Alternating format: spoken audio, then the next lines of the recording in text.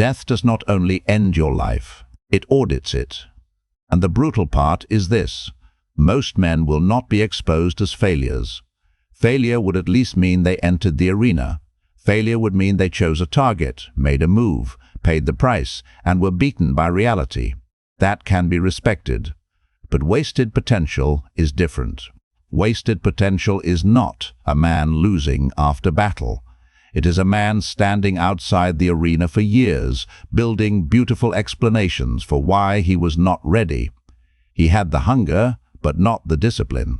He had the intelligence, but not the output. He had the ambition, but not the evidence. He had the pain, but never converted it into power. And one day, when all the noise is gone, when the excuses have no audience left, when the people he blamed no longer matter, one question remains. What did you do with what you were given? Not what did you intend, not what did you imagine, not what did you almost become, not what did you promise yourself at midnight when emotion was high and pressure was low. What did you actually build? That is the final mirror. And most men avoid that mirror because it does not care about their story. It does not care that nobody supported them. It does not care that their family misunderstood them. It does not care that their friends did not clap. It does not care that the timing was bad, that confidence was missing, that life felt unfair, that the world was cold. The world has always been cold. Machiavelli understood this better than the men who beg life to be gentle. He did not study human nature as a fantasy. He studied it as it behaves under pressure. He saw men as they are, not as they claim to be. And one of the coldest truths inside his thinking is this: men judge outcomes, not intentions. They may pretend otherwise. They may praise your potential when it costs them nothing. They may tell you that you are talented, that your time will come, that you have something special inside you. But when the moment comes to trust you, pay you, follow you, respect you, or bet on you, they look for proof. Proof of discipline, proof of competence, proof of courage, proof that you can govern yourself when nobody is watching. Because a man who cannot govern himself cannot govern his life. A prince who cannot govern his territory loses it. A man who cannot govern his time loses his life, not all at once, not dramatically, not in some obvious collapse that everyone can see. He loses it through leaks, attention leaks, energy leaks, money leaks, discipline leaks, standard leaks, promise leaks. And after years of leaking power, he looks around and wonders why nothing belongs to him. The answer is simple. He never ruled the territory. Your first territory is not your business. It is not your body. It is not your reputation. It is not your relationships. It is not your money. Your first territory is your attention. Because wherever your attention goes, your life follows. If your attention belongs to distraction, your future will be built by distraction. If your attention belongs to resentment, your identity will be built by resentment. If your attention belongs to comfort, your standards will be lowered by comfort. If your attention belongs to approval, your choices will be shaped by people who do not carry your consequences. This is why death is such a severe teacher.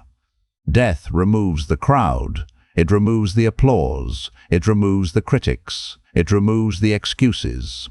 It removes the fantasy that you still have unlimited time to become the man you keep describing. Then it reveals the only thing that matters: evidence. If your last 90 days were audited, what would they prove? Would they prove that you were serious? Would they prove that your pain became discipline? Would they prove that your isolation became focus? Would they prove that your ambition became output? Would they prove that your body, your skill, your finances, your reputation, and your standards are under command? Or would they prove that you are still living as potential, still saving videos, still taking notes, still waiting for clarity, still waiting for support, still waiting for the perfect season, still waiting to feel ready before you act? This is where most men must become silent, because they know. They are not truly confused. They are not truly trapped. They are not truly waiting for information. They are waiting for permission. Permission from family. Permission from friends. Permission from society. Permission from confidence. Permission from mood. Permission from a version of life that will finally make action feel safe. But power does not come to the man who waits until action feels safe. Power comes to the man who acts while the cost is still real. There is no transformation without exposure. If you publish, people may judge. If you sell, people may reject. If you train, the body may resist. If you build, the first version may look weak. If you choose a path, you lose the fantasy of all other paths. That is why potential feels comfortable. Potential cannot be fully judged. As long as you do not build, you can imagine you would have built something great. As long as you do not sell, you can imagine the market would have rewarded you. As long as you do not speak, you can imagine your words would have been powerful. As long as you do not commit, you can imagine every possible life. But death does not reward imagined lives. It reveals the one you actually lived. And this is the first truth you must accept. Potential is not power. Potential is raw material. Iron in the ground is not a sword. Clay in the earth is not a fortress. A seed in your hand is not a forest. Potential must be shaped. It must be stressed. It must be tested. It must be made visible. Otherwise, it remains a flattering lie. A talented man with no output is not hidden. He is undocumented. A disciplined man with no proof is not respected. He is still unverified. An ambitious man with no completed work is not dangerous. He is merely emotional. The world does not owe respect to unused ability. The market does not pay for what you might become. People do not trust what they cannot see. And death does not applaud the man who had gifts, but never forged them into reality. That is why the unsupported man must become obsessed with evidence, not for vanity, for survival. Because when nobody supports you, proof becomes your companion. Proof tells you that you are not imagining progress. Proof tells the market that you can be trusted. Proof tells your future self that the day was not stolen. Proof turns loneliness into structure. Proof turns pressure into direction. Proof turns time into something that cannot be erased. This is where weak men misunderstand the game. They think the world is supposed to recognize their inner greatness before they have created outer evidence. They think their pain should be enough. They think being misunderstood should qualify them for respect. They think suffering automatically makes them deep. It does not. Pain is not proof. Loneliness is not proof. Potential is not proof. Desire is not proof. The only proof is conversion. Did you convert pain into discipline? Did you convert loneliness into focus? Did you convert rejection into data? Did you convert skill into value? Did you convert time into output? Did you convert pressure into command? That is the audit. Not how hard life felt. Not how many people doubted you. Not how many disadvantages you carried. What did you convert? If you are serious about this path, and you are tired of watching content while your life stays in the same place, then listen carefully. Inside Patreon, I go deeper into the private frameworks that cannot be reduced into public videos. The uncomfortable breakdowns, the power principles, the discipline systems, the unfiltered lessons for men who are done being entertained and want to be rebuilt. Because watching more without acting more becomes another form of delay. If you continue consuming without converting, even truth becomes entertainment. Inside Patreon, the standard is different. The work is sharper. The filter is removed. The decision is yours. Now return to the mirror. Look at your last 30 days. Not your plans. Not your mood. Not your explanations. your evidence. What did you finish? What did you improve? What did you publish? Who did you contact? What did you save? What did you repair? What did you train? What standard did you enforce? What changed because you were alive for those 30 days? This question is uncomfortable because it strips away self-image. A man can tell himself he is ambitious for years while producing nothing that ambition would create. He can tell himself he is disciplined while his calendar proves otherwise. He can tell himself he is different while his habits are identical to the men he criticizes. He can tell himself he is waiting for the right moment while his life quietly becomes a monument to hesitation. And hesitation is not harmless. It has a cost. Every delayed decision trains delay.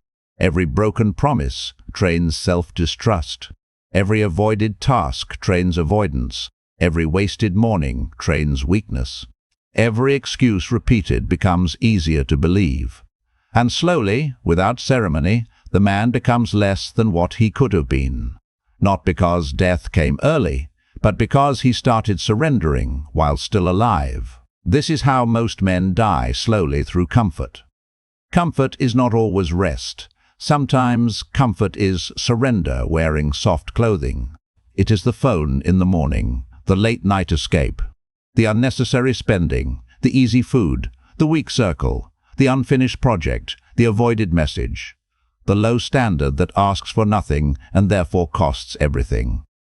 Comfort rarely introduces itself as destruction. It speaks gently. You deserve a break. You can start tomorrow. You are not ready yet. You need more clarity. You need more motivation. You still have time. That last one is the most dangerous. You still have time. Maybe you do. But not as much as your weakness assumes. Money can return. Status can return. Some opportunities can return. But time does not return. Once spent, it becomes part of the audit. And this is where most men reveal what they truly worship. They say they want freedom, but they obey impulse. They say they want respect, but they avoid difficulty. They say they want power, but they cannot control their own first hour. They say they want a new life, but they keep negotiating with the habits that built the old one. Machiavelli wrote, "The wise act early, the foolish act late."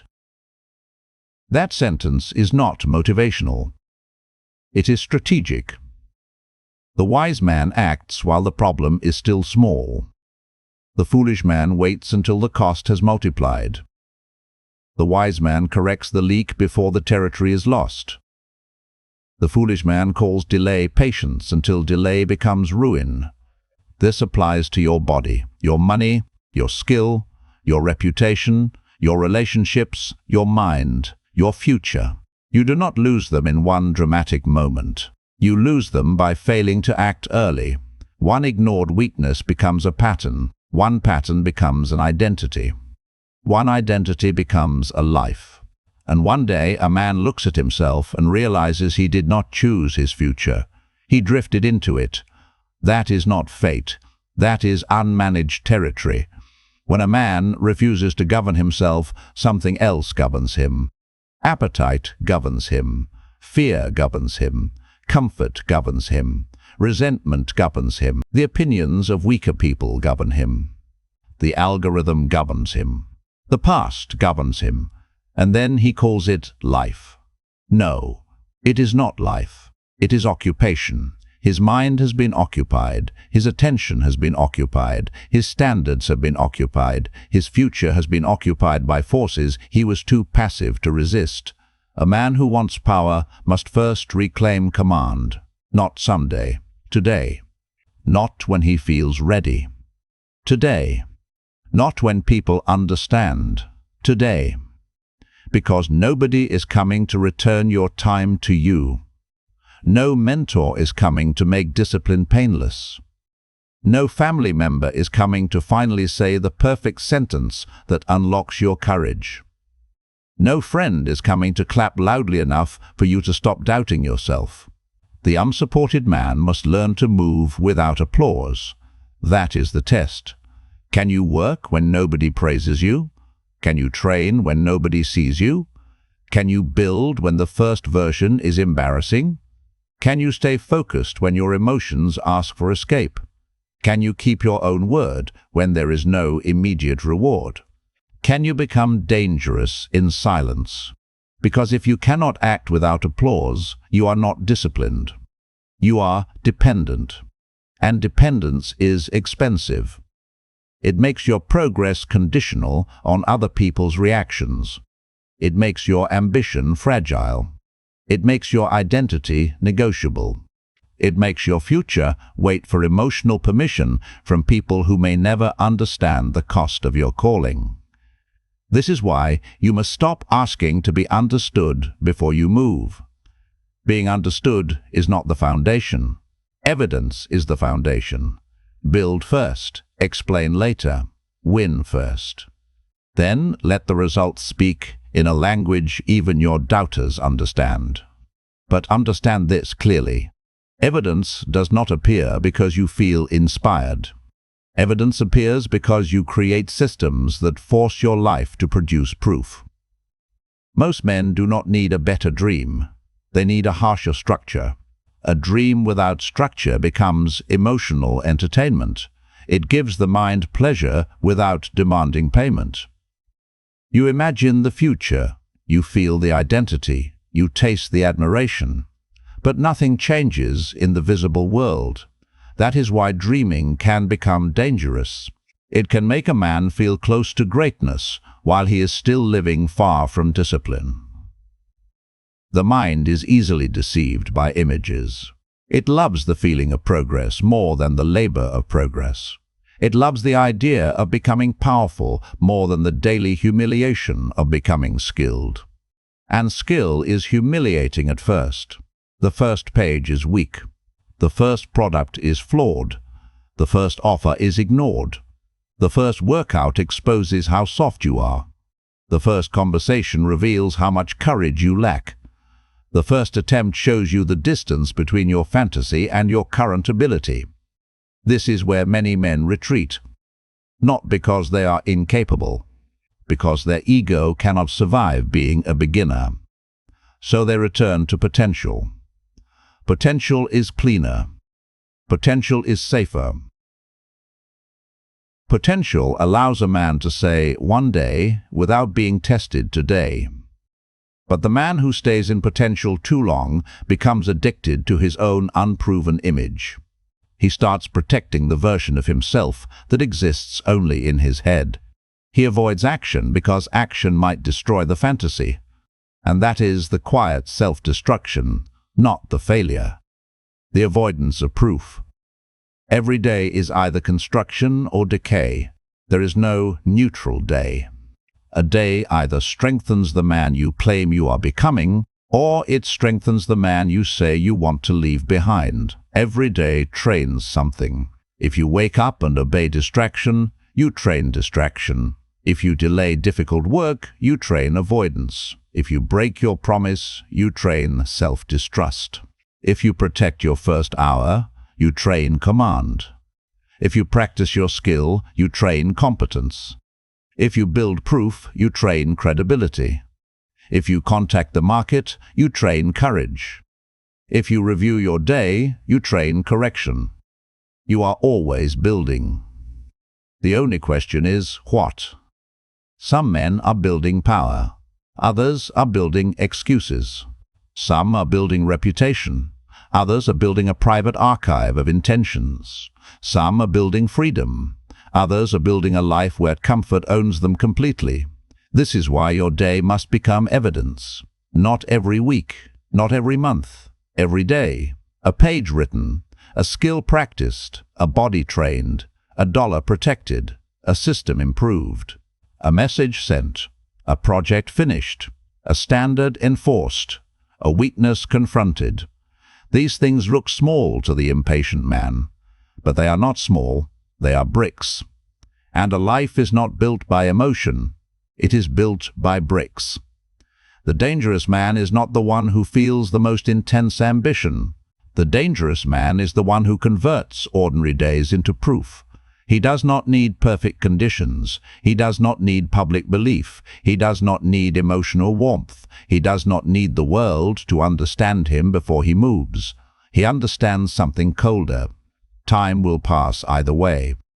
If he acts, time becomes evidence. If he delays, time becomes regret. That is the entire game. And fear is the force that tries to make delay look intelligent. Fear rarely says, destroy your future. It says, wait until you know more. Wait until you are more confident. Wait until your life is less chaotic. Wait until people support you. Wait until the plan is perfect. Wait until there is no risk. But there is always risk. There is risk in action, and there is risk in inaction. The risk of action is exposure. The risk of inaction is decay. Most men choose decay because it is quieter. Nobody sees the dream you did not build. Nobody laughs at the offer you never made. Nobody rejects the work you never published. Nobody criticizes the body you never trained into strength. Nobody can judge the business you never started. So the man feels safe. But he is not safe. He is only untested. And an untested man cannot trust himself. This is why so many men are exhausted even when they are not working hard. They are tired from carrying the weight of unused ability. They are tired from betraying themselves quietly. They are tired from knowing that their life is smaller than their capacity. They are tired from repeating the same private promise and watching themselves break it again. That kind of exhaustion does not come from effort. It comes from internal dishonor. A man can survive hard work when the work has meaning, but it is difficult to survive the knowledge that you are avoiding your own life. That is why this message is not about motivation. Motivation is too soft. This is about command.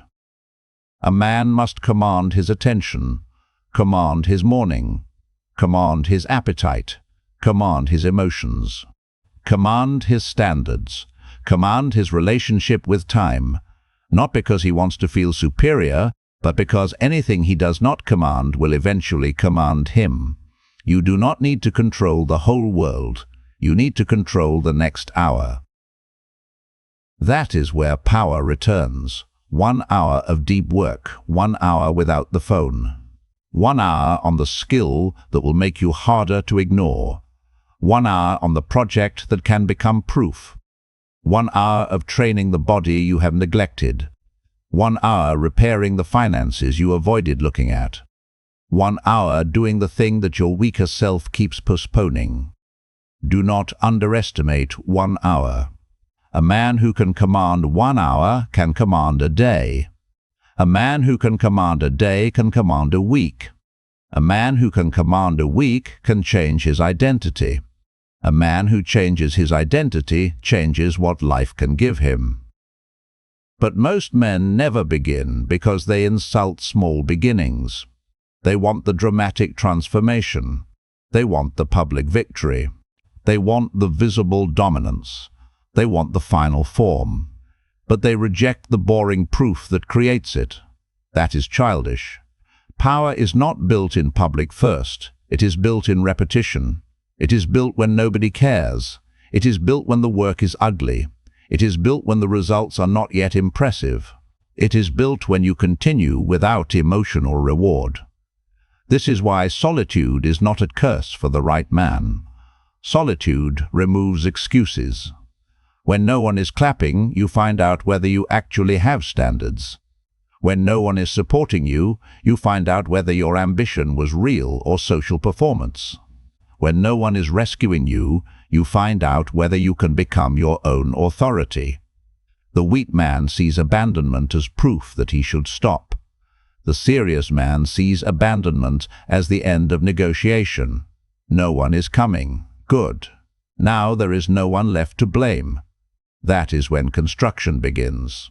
If you are serious about becoming the kind of man who no longer needs permission, and you know that public content alone is not enough to change the way you operate, join the Patreon. This is for the man who has watched enough, understood enough, and still sees the same patterns repeating in his life. If you continue collecting insight without pressure, you will become educated in your own weakness. Inside Patreon, the work goes deeper into discipline, power, self-command, and the private architecture of becoming undeniable. Not polished comfort, not motivational noise. A sharper room for men who want the unfiltered standard. The decision is yours. Now take this from philosophy into practice. Tonight, audit your last 30 days. Do not make it emotional. Make it factual. Write down what you finished. Write down what skill improved. Write down what proof you created. Write down what money you protected. Write down what standard you enforced. Write down what hard conversation you stopped avoiding. Write down what physical discipline you maintained. Write down what market contact you made. Write down what changed because you existed for those 30 days. If the answer is nothing, do not collapse into shame. Shame without correction is another indulgence. Do not dramatize the failure. Correct it. The goal is not to hate yourself. The goal is to stop lying to yourself. There is a difference. Self-hatred weakens command. Truth strengthens it. A man who tells the truth can still move. A man who keeps flattering himself stays trapped. So tell the truth. If you wasted the month, say it. If you protected comfort, say it. If you were waiting for approval, say it. If you avoided the work because the first version would be poor, say it. If you used pain as an excuse instead of fuel, say it. Then make the next day answer differently. That is how identity changes, not through a speech, through evidence. The next day must prove a new standard, not a perfect life. A new standard, one promise kept, one act of construction, one piece of output, 1 hour of focus, one choice against comfort, one refusal to escape, one action that shows you are no longer negotiating with decay. Then repeat it. This is the part most men dislike because it removes fantasy. There is no secret. There is no grand rescue. There is no perfect emotional state. There is only conversion. Convert the day. Convert the pain. Convert the solitude. Convert the fear. Convert the time. Convert the potential. And keep converting until your life has evidence that cannot be argued with. Because the world can doubt your words. It can misunderstand your intentions.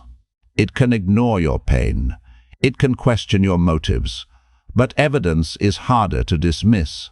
A finished project speaks. A trained body speaks. A protected reputation speaks. A valuable skill speaks. A disciplined calendar speaks. A man who does what he says speaks without begging to be heard. That is the difference between wanting respect and becoming undeniable. The man who wants respect keeps looking outward. Why do they not see me? Why do they not support me? Why do they not understand? Why do they not clap? The man who becomes undeniable looks inward. What proof is missing? What skill is weak? What standard is leaking? What must be built? What must be finished? What must be removed? That shift is power. It moves you from complaint to command.